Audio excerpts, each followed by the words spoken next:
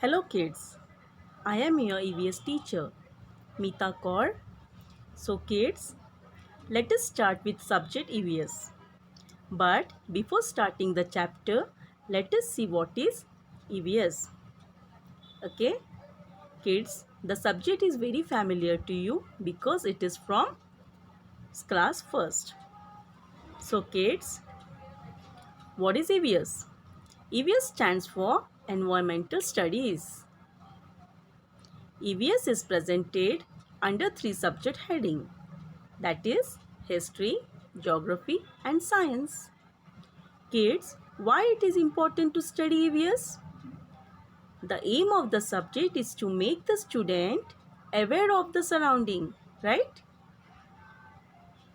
Now in simple words, we can tell that environment means surrounding in which living and non-living lives together.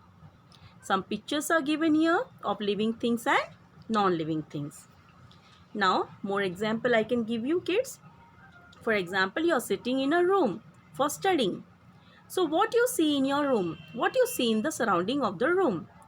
Table, chair, pen, books, mobile, computers and fans, lights, your parents, the things, sofas, okay, and your small brothers, okay, many things like walls. And if you go out of the room, what do you see there? Roads, buildings, hills, sky, sun, moon, okay, and trees, buses, and there are mountain. Again you can see dog, cat. So what you see there, living things and non-living things, is known as surrounding. Now let us start the chapter 5, understanding time. Okay kids, time is divided into three parts, that is past, present and future. So kids, what is gone by is the past, what is going on now is the present, and what is yet to come is the future. Some more examples I'll give you. So today is Monday. The word today shows the present. Tomorrow is my birthday. The word tomorrow shows the future. Yesterday, my granny told me a story. The word yesterday shows the past. Kids, time can be understood using means such as calendar, school timetable, and etc. Time is important for studying history. Do you know, kids? Sometimes, while digging the foundation of a building, old statues, coins, shards of pottery are found. Now, what is the meaning of shards? It means that pieces of pottery. Now, you can see some pictures. There is statues, olden statues which are found while digging, and some coins are there and shards of potteries are there. Okay? Now, we can understand time by reading newspaper also. In mostly all houses, your elders read the newspapers. So kids, today's newspaper becomes old tomorrow. But if we cannot remember a particular fact, we search through old newspaper to find the information we need.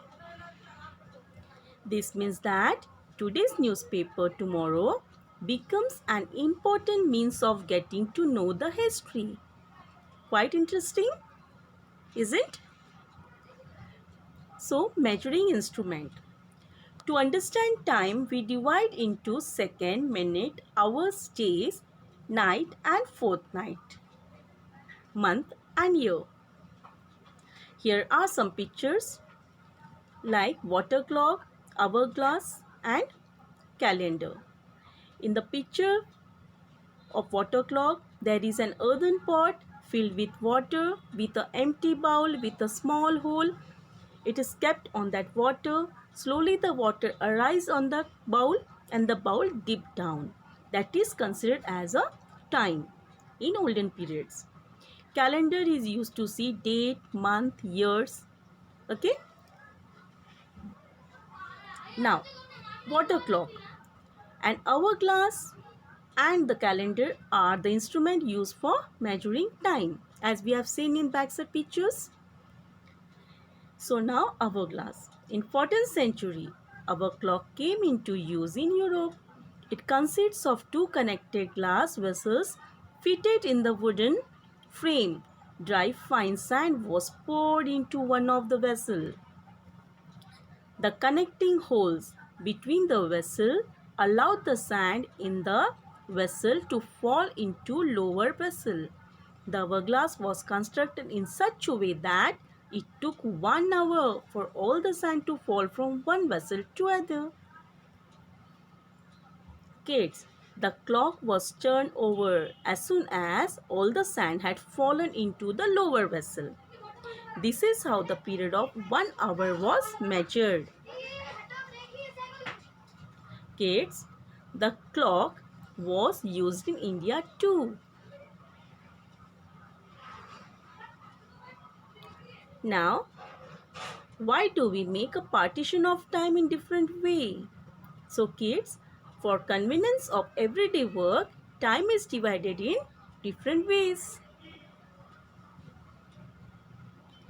Now, for example, while using words like now, a while ago, in a while, or today, yesterday or tomorrow, we are unknowingly measured time in our minds.